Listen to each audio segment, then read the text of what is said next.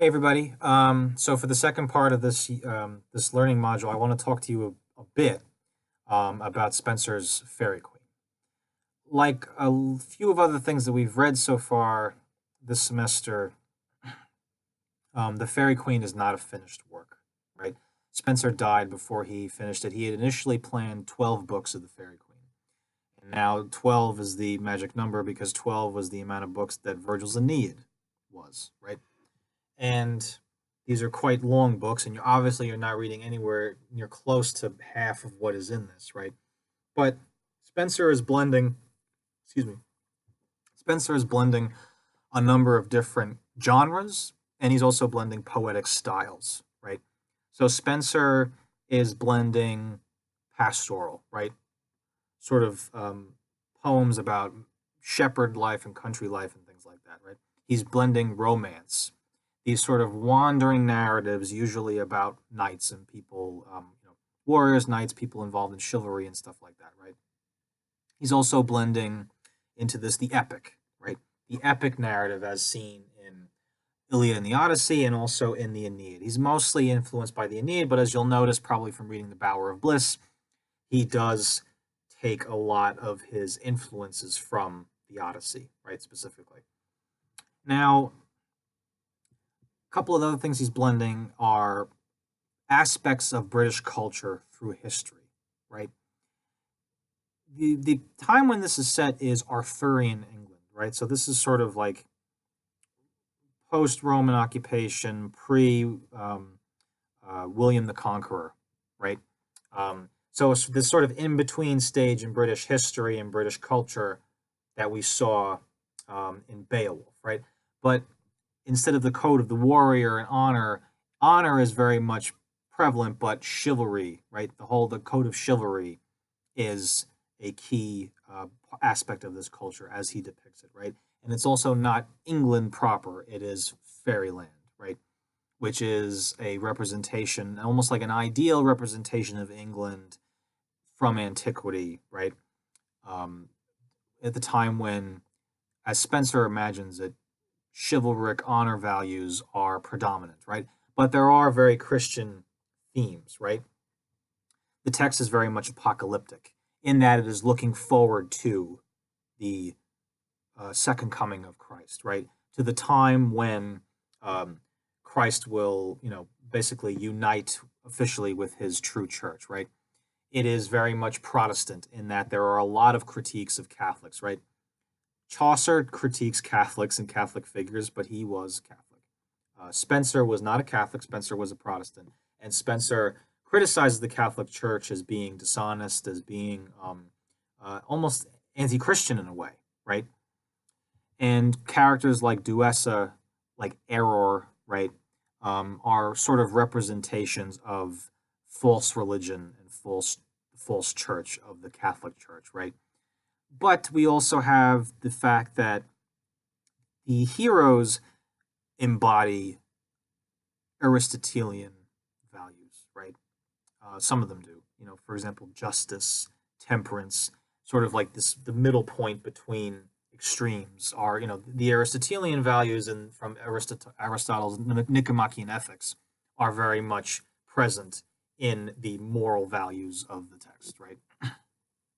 But you also have Holiness is the title of the first book, the Book of Holiness about Red Cross, right?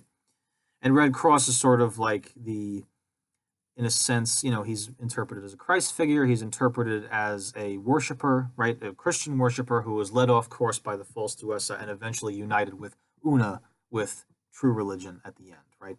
But the true unification of the individual and true religion is delayed because at the end of book one, he has to go back out on another quest, right?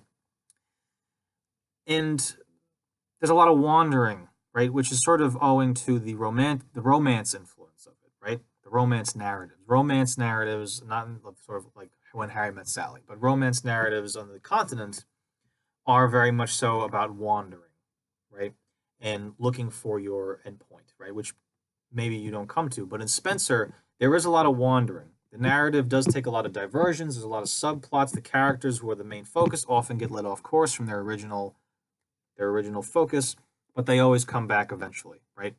But at the same time, Spencer likes to evade narrative closure, right?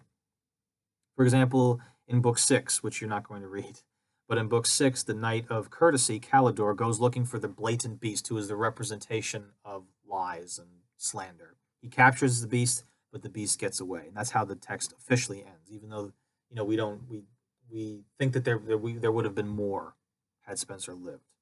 I'm kind of happy that he didn't live, to be honest with you, because then I would have had to read more. But that being said, um, and another important thing that you need to know about poetically, he's blending two different kinds of styles, right? You have the ottava rima, right? The 8-line poem with the rhyme scheme. Um, it's an Italian form, and he's also taking the rhyme royale, which is sort of influenced by Chaucer, right? And he creates this 9-line hybrid by incorporating these two different sonnet forms. Not sonnet forms. These two different poetic forms, right? So every stanza is 9 lines, right? And you know, very heavy on descriptions of persons. Usually, the descriptions come before the person is really identified, right? And with this sort of suspended syntax, where your reading sort of evolves as you read through um, the whole poem, what you call it, stanza, I should say. And another important thing that he's using and making a lot of use of is allegory, right? Allegories is sort of these like representations of ideas, of abstractions, and things like that. So even the characters that have names represent something, right? Book 5, Artigal, is the representation of justice, right? Book 1, Red Cross, is the representation of holiness. Book 2, Sir Guyon, is the representation of temperance, right? Or they at least are able to get to the point where they become holy and temperate, right? Um, and this is how characters function. And part of their function is that they are sort of led by divine providence, right? You have Aristotelian values that these characters represent on the one hand, and you also have God's divine influence directing them toward, the end goal, right? And that's sort of the blending of pagan or ancient values and current Christian values that we're talking about here in the Fairy Queen. Um, Spencer is attached to the court, as I talked about before. He was granted a £50 per life per year pension from Elizabeth because this Gloriana, who is the queen of fairyland, is a representation of Elizabeth, of this ideal monarch and this ideal sort of kingdom, right? Now, this is another sort of what I would call a teaching text, right? You're supposed to learn something from these abstractions, right? You're supposed to learn something from these representations, right? For example, when you look at Malbecco in Book 3, who is so overcome by jealousy that he becomes jealousy himself, right? He becomes the abstraction of jealousy, right? You're supposed to learn something from these things, right? That people, like in Malbecco's example, people lose their personhood when they are overcome by their emotions, right? And that's where the importance of temperance comes in, right? That's where the importance of religion, holiness, and God's grace comes in, right? God's grace is necessary for success, for victory, for overcoming sin and everything, right? These are the sort of the didactic messages that are supposed to come through. However, people are not allegories, right? And there's been some talk among recent scholars about whether or not Spencer achieves his didactic sort of, Spencer's trying to show how people learn from experience while also providing us with maxims that are supposed to apply to all experiences, right? So you have universal experiences and truths on the one hand, and then particular experiences on the other hand, and those things are sort of at odds with each other, right? And they're at odds in Sydney, right? Because Sydney does see poetry as having a didactic function. They're at odds. They're at odds as well in Spencer. So to think about the didactic design, whether or not it's successful, that's something I want you to think about when you're reading this. And I also want you to think about if there's any way you can apply the letter to Raleigh, right? When he talks about sort of having his poem educate man in chivalry and nobility and and noble behavior, right? Fashioning man, creating, taking man as being and sort of fashioning it in this image of nobility and chivalric and honorable behavior, right? If you can take the letter to Raleigh and Sydney and see if you can make some sort of a reading out of the Fairy Queen, that's sort of the thing that I want you to be able to accomplish for this unit. Taking Elizabethan literary theory, what literature is supposed to do, and apply it to what you read from the Fairy Queen.